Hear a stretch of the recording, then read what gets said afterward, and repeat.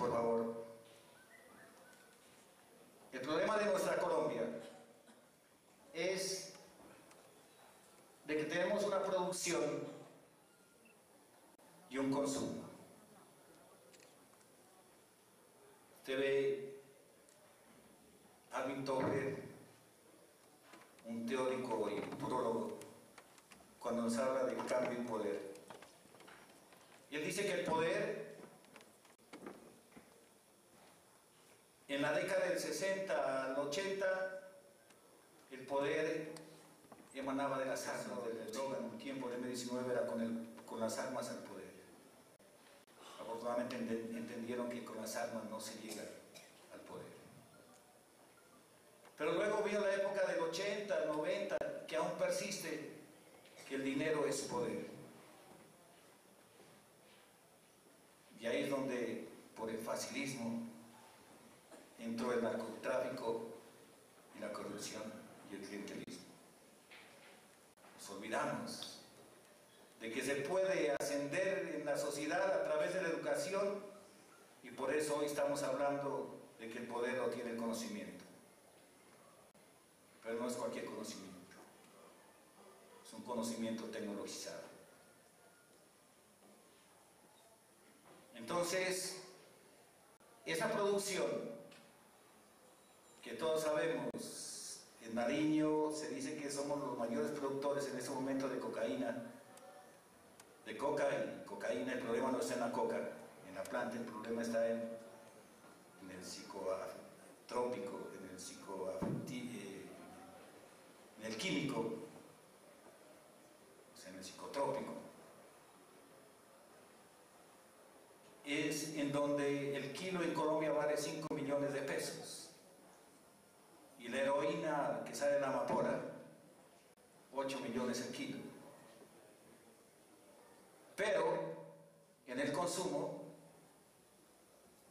ese kilo de coca vale 180 millones y 250 millones el de heroína. Pensemos, hay alguien que plantea que si uno tiene $1000 y los invierte así en un negocio no tan rentable como la coca, ganaría $680 en un año. Pero si lo invertimos en ese negocio de la coca, esos $1000 se convierten en 180 millones de pesos. Entonces, esto es lo que corrompió a nuestra sociedad. Pero también hay que entender que esa corrupción es producto de una política educativa, de la famosa tecnología educativa o pedagogía por objetivos o pedagogía por resultados, que convirtió al docente directivo, a los docentes en simples agentes educativos, extensionistas de unas políticas y de unos discursos, que convirtió la evaluación de aprendizajes por test y no una evaluación para la superación y el desarrollo social y humano. Pedro Chayo, un investigador mexicano que vino aquí a Colombia y lo planteó en una entrevista del Tiempo, decía que si solamente nosotros, los profesores, entendiéramos que quien aprende es un sujeto humano, se mejoraría la calidad de la educación. Mire eso de importante. Entonces, esta producción y este consumo, y eso, compañeros, no estamos hablando de kilos, no de gramajes. En el gramaje, el precio de la coca y la heroína, o sea, en la distribución, la ganancia es mucho mayor. Eso corrompió a nuestra sociedad, el facilismo, lo fácil, tener dinero por la vía de lo fácil, tener títulos por la vía de lo fácil. Y ahí está el Ministerio de Educación Nacional, como está en favor de la clase adinerada, de la plutocracia. ¿Qué va a pensar en una calidad? ¿O qué entienden ellos por calidad de educación? Tenemos que revisar lo que se entiende por calidad de educación. Entonces, ese narcotráfico, esa corrupción y el clientelismo. Estamos pensando, el otro día, el espectador, ojalá yo a mis alumnos de la universidad, sobre todo a los de pregrado, en la formación de nuestros maestros. Les obligo, yo sé que la obligación mata el deseo, pero toca obligarles que lean El Espectador del domingo. Sí. Porque establecer una relación entre texto y contexto es saber leer. Yo lo que estoy haciendo en este momento es estableciendo esa relación texto-contexto, para poder leer esta sociedad. Y decía que un ingeniero, dice El Espectador de hace 15 días, de que un ingeniero que estaba bien con su empresa privada, se le ocurrió contratar con el Estado. Y que el Estado, dice El Espectador, no estoy inventándome, dice que ese ingeniero se fue a la quiebra con el Estado porque las empresas a las cuales se adjudican los contratos tienen subcontratistas. Y que a él, en un desembolso primero de 250 millones de pesos, le exigieron el 10%, un intermediario entre la empresa que contrata y él.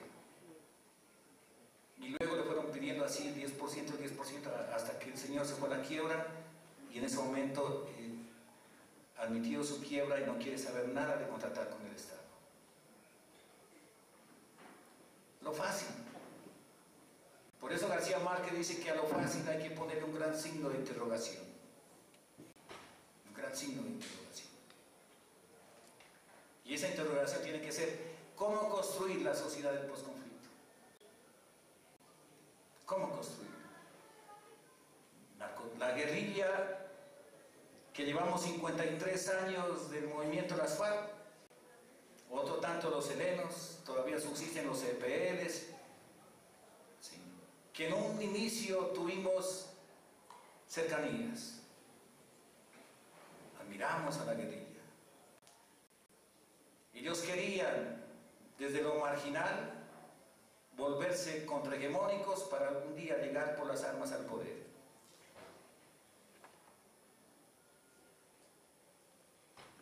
Pero abandonaron sus principios, el poder de la filosofía.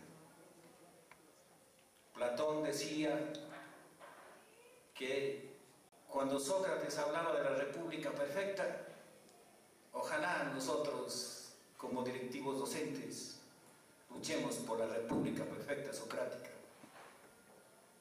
Y Platón decía que esa república perfecta socrática solamente puede ser posible cuando los reyes y los príncipes sean filósofos.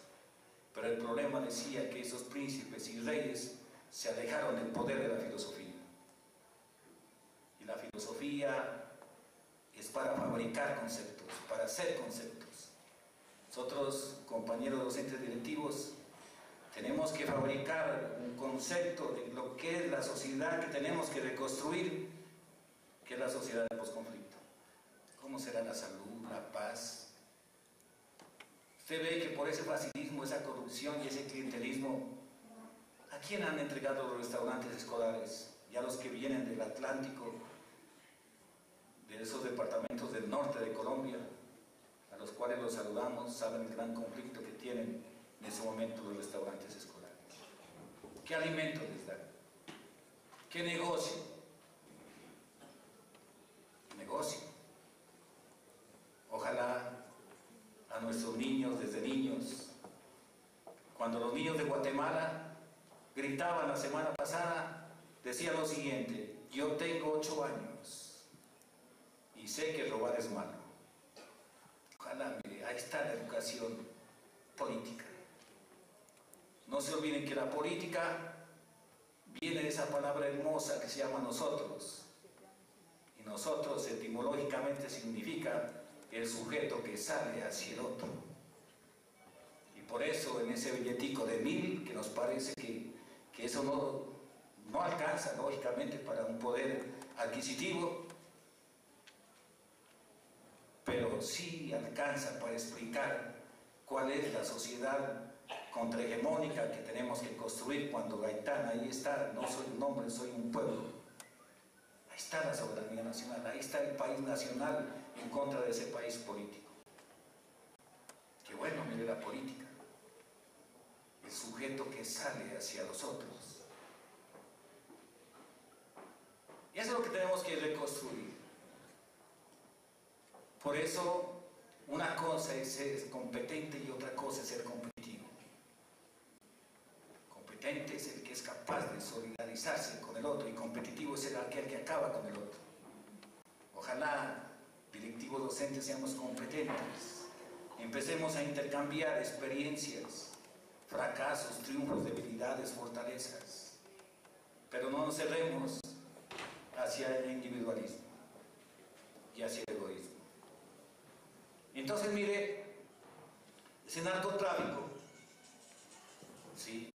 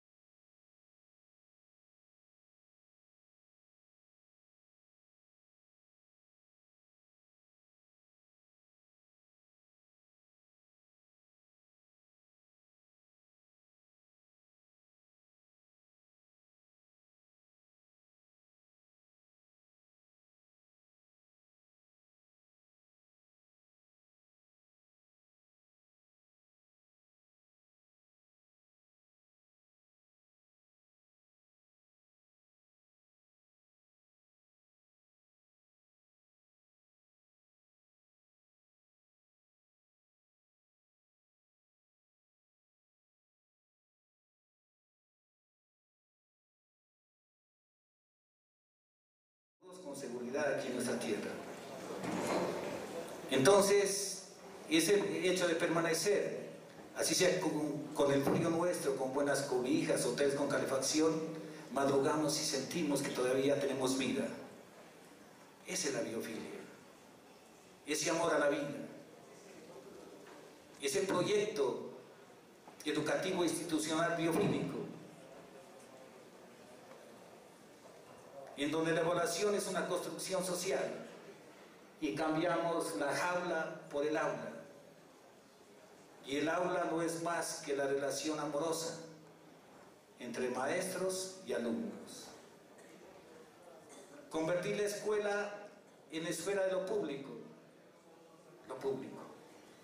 el lugar en que todos podemos estar. Nosotros no somos directivos docentes de lo público, no.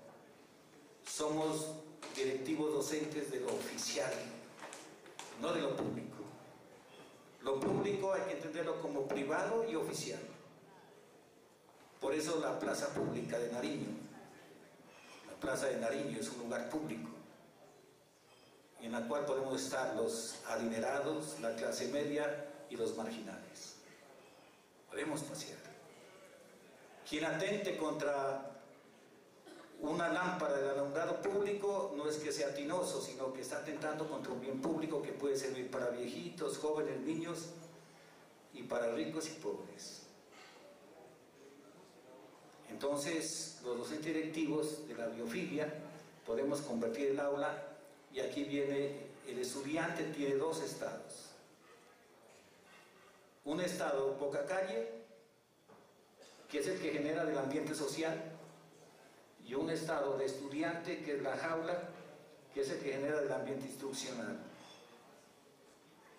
Se dan cuenta cómo en el Colegio de Bogotá, donde los alumnos se salen a aspirar el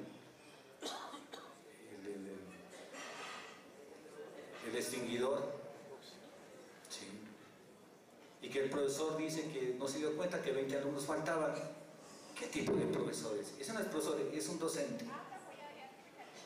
Nosotros debemos convertir a ese maestro nuevamente en maestro y en profesor.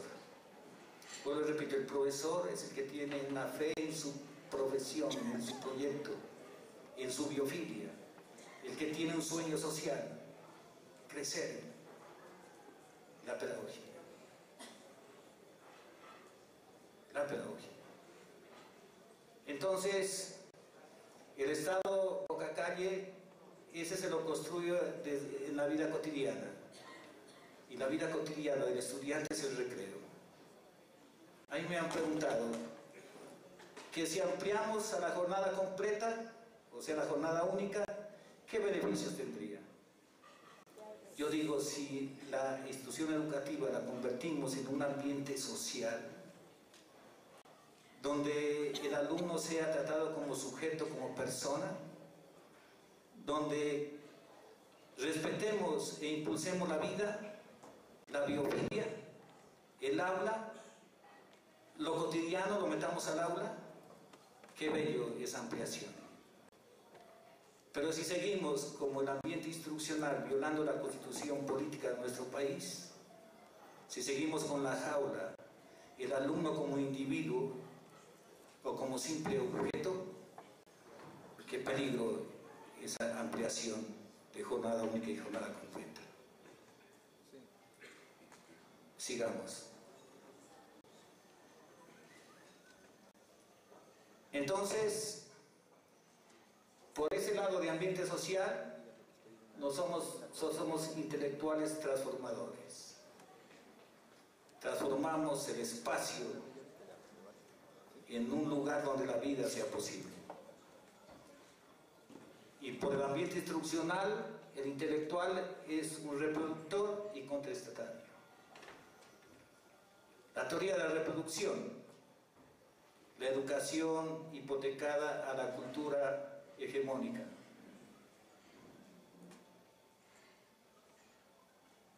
Sí. A los intereses del Estado, al capitalismo salvaje, entendiendo que el capitalismo salvaje o el neoliberalismo es una categoría histórica y no una realidad definitiva. Nosotros tenemos que construir la escuela para un capitalismo democrático. No estamos, yo por lo menos no soy neutral. Si seguimos con el capitalismo, pero tenemos que democratizar el capital. Por esa democratización del capital, Finlandia y los países escandinavos están en el primer puesto en educación y en bienestar social. Tenemos que salir. Entonces, la institución educativa reproduce las desigualdades sociales. La escuela engrandece al grande o entorpece al torpe, o pasamos a la institución en la cual los intelectuales, tanto directivo docente, porque estamos pensando, seremos unos intelectuales de la transformación, a la democracia. Y la democracia tiene dos pilares. Un pilar epistemológico, que nos lleva a la pregunta ¿quién eres? Y un pilar político al servicio de quién estás. Esa es la democracia. Entonces, no más reproductor de las desigualdades sociales y menos contestatario. ¿Cuál es el contestatario? Aquellos que en las calles gritamos: abajo el poder, abajo el neoliberalismo, abajo la bota militar, abajo la violencia, abajo el autoritarismo. Pero en la institución educativa reproducimos ese autoritarismo, esa violencia y ese neoliberalismo.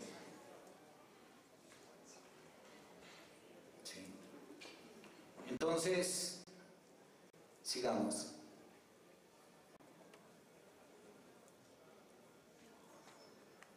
Quiero, antes de terminar, ya estoy cerca, no se preocupen.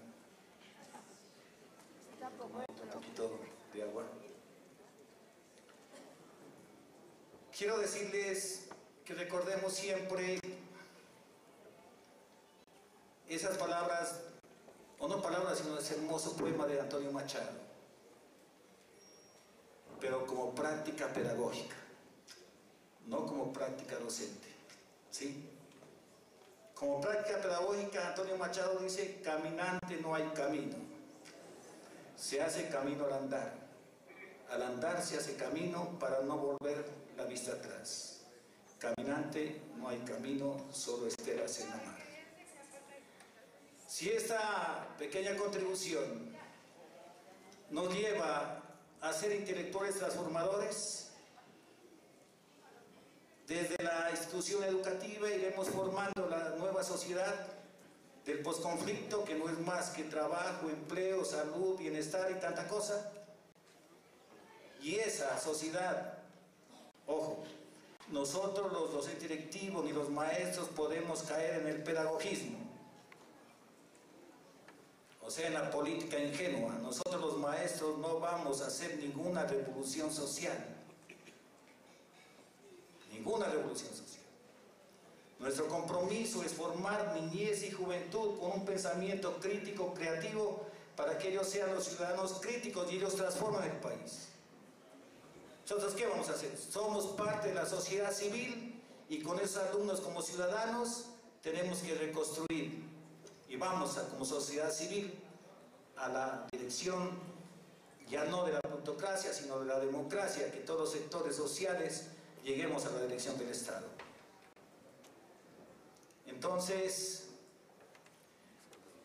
yo sé que se tiene que, en los momentos de La Habana, quiero decirles que Monseñor Tutu, que fue uno de los líderes, arzobispo católico de Sudáfrica, para los movimientos que se quieren entrar nuevamente en la sociedad civil, dice: sin perdón no hay futuro y sin confesión no hay perdón. Quiero decirles con mis agradecimientos a todos ustedes por haber tenido esa valentía de escucharme. No se olviden que yo vengo como educador